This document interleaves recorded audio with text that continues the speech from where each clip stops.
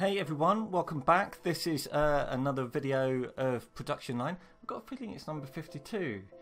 It might be 53. Anyway, we've been doing them for a long time. I am the programmer and designer of the game. It's an early access car factory simulation game called Production Line, and this is it. And I'm just going to go through everything that's changed in the last week. The big thing that's changed, this is a build that you can't get yet. You'll be able to get it in a few days' time. I'll talk about that in a minute. The big new thing that I'm putting in, that a load of people have asked for, is smart junctions. So what are smart junctions? They probably don't work correctly yet. But anyway, under conveyor, we've got this new thing called smart junction, which you will eventually have to research and unlock. But to make life easier for me, it doesn't need that at the moment. So what we've got is this thing here, and that's a sort of placeholder graphic, but it's slightly different colours. So it's basically a T-junction. So what you do is, you know, you'd do this sort of thing, and then you know, those cars would go that way, and other cars would go some other way, whatever. We wouldn't do this here. But the difference with this T-junction is if you click on it, oh, hang on. Oh no, it's got a car on it. Right, oh, I've got to think this through. Got to think this through. Right, I tell you what, let's just get rid of this car. This is why I do these videos. Right, if you click on the smart junction, you get this new window which you can drag around, and it's linked to the smart junction. And basically, this is all the car designs in the game. They'll scroll if they need to. And at the moment, the junction is not smart, or rather, it doesn't care who goes right and who goes left.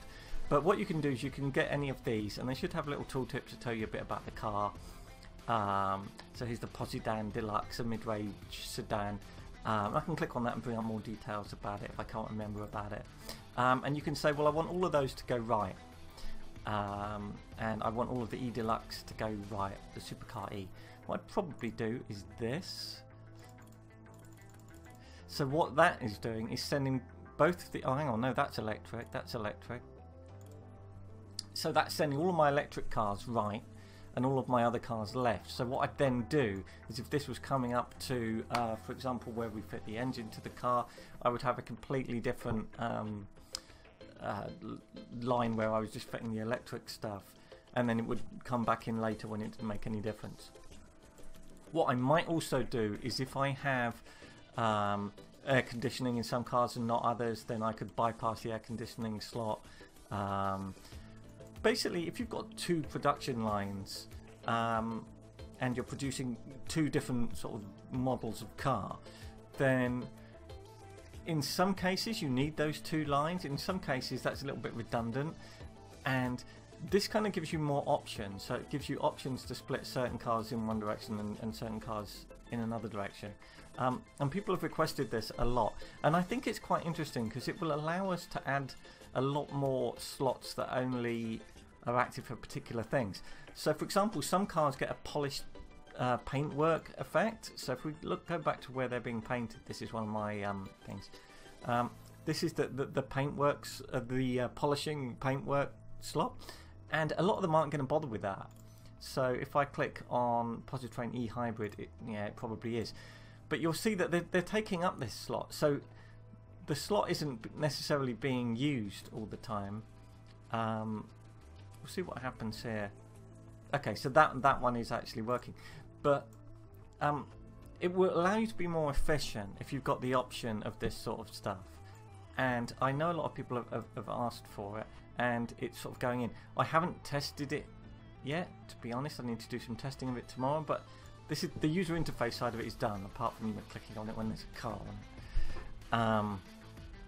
Yeah, how annoying. I'll just have to ignore a car being on it in that case. I think that's fair enough, and say, well, you can't click on the car that's on the smart junction. It's not like there's going to be hundreds of them. Anyway, so that's a new thing. So that'd be a new researchable thing. Don't quite know where I'll put that, but it is a process, not a car technology. So I don't know. I don't know. I'd like it to be quite an advanced thing. Maybe after predictive stock control, or maybe after high-speed conveyor rollers. I don't know, but we're gonna add it somewhere anyway. So anyway, that's one thing. What I'm going to show you now, I'm going to hopefully load another factory without it crashing, because you never know. This is BMW Direct M. I think this is the one. This is a big factory. It may cause issues. I don't know. It might take a while to load. This is a really big factory. Because you know I asked people to send in factories. I can't remember the name of the person that sent this one in, but thank you very much. It's very helpful actually, because when you get a stupidly big factory, they will go a little bit slow, and then I can work out the sort of limitation. Things always go a little bit slow when you first load things in, because I don't save and load all of the routes. If I did, the save games would be massive, and I haven't really found an easier way of shrinking them. There's a lot of messages here. There's too much production going on here. So all of this, all of these no export roam. Jesus Christ. Oh, I love it. This really is pushing the game to its limits a little bit. So the frame rate is not perfect. I have to admit that. But I'm working on it, and I have vastly improved it. I mean, this just, you know, when I first loaded this, it just crashed, and then would run at like, you know, 4 frames a second or something like that. So it's a lot better now. We're also doing video capture, so it's not going to be exactly perfect. And I would like to support bigger factories, but I really need to find some order of magnitude way of speeding up the processing. Anyway, massive factory. There's some other thing. What I'll do is I might go back to my factory, just because it's a little bit more manageable. Yeah, I'm gonna do that. That was some seriously big factory, wasn't it? I have got one that's reasonably big. Did I click on that? So even unloading all the memory takes time, because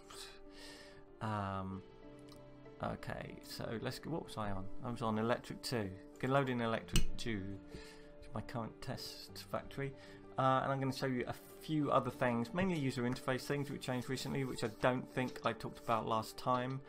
I don't know. It's been a busy week. We've had loads of power cuts where I live, and the PC is on the UPS, but the router isn't, and it just causes mayhem. So a few things have changed. If we go back to the start of the production line, which is here, you'll recognise this thing here where you say how many of each car, and you had to click on here and type in here, and that was a pain. So now we just have arrows where you can't go below 1, obviously, because that would just be deleting.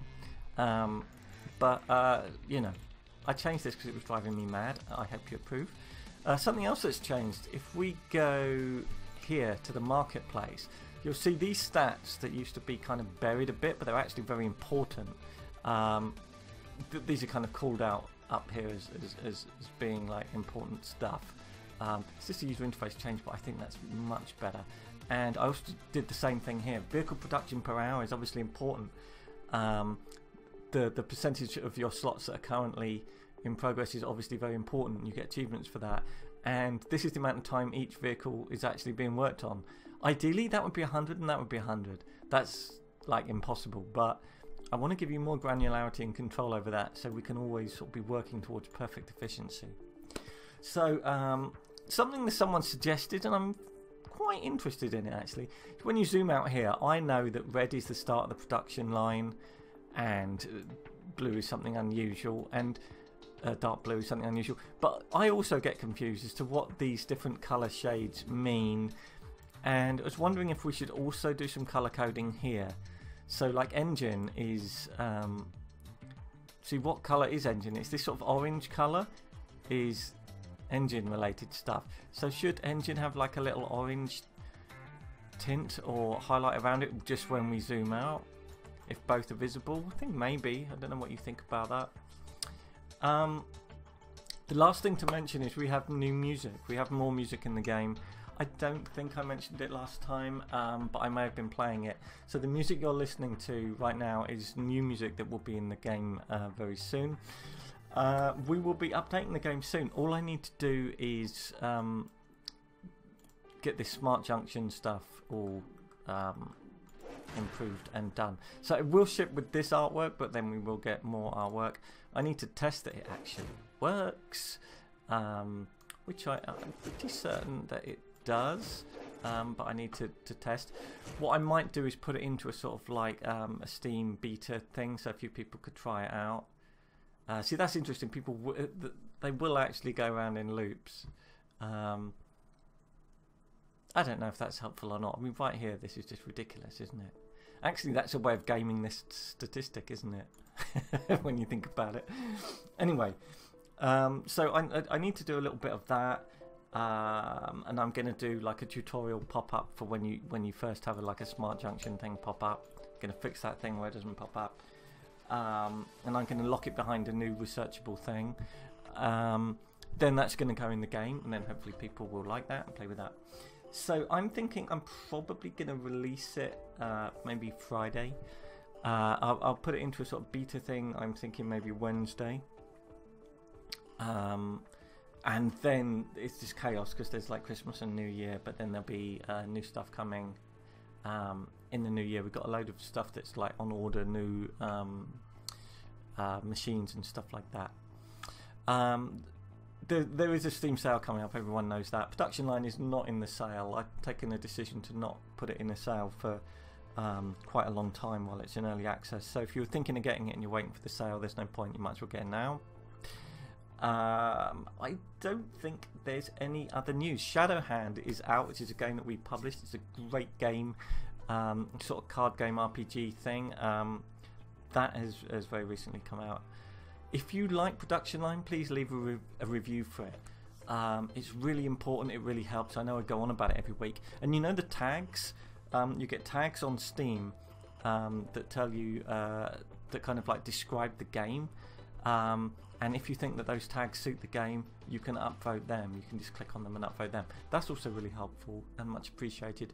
But obviously the most appreciated thing is you telling your friends about the game and getting word out there about the game, because it's still in early access. Anyway, hopefully there won't be a power cut when I do the upload of this video, because it takes days. Thanks very much for watching. Happy non-specific holidays, etc. I may skip next Sunday's video, I'm not sure. But if I do, have fun and see you soon. Thank you for watching.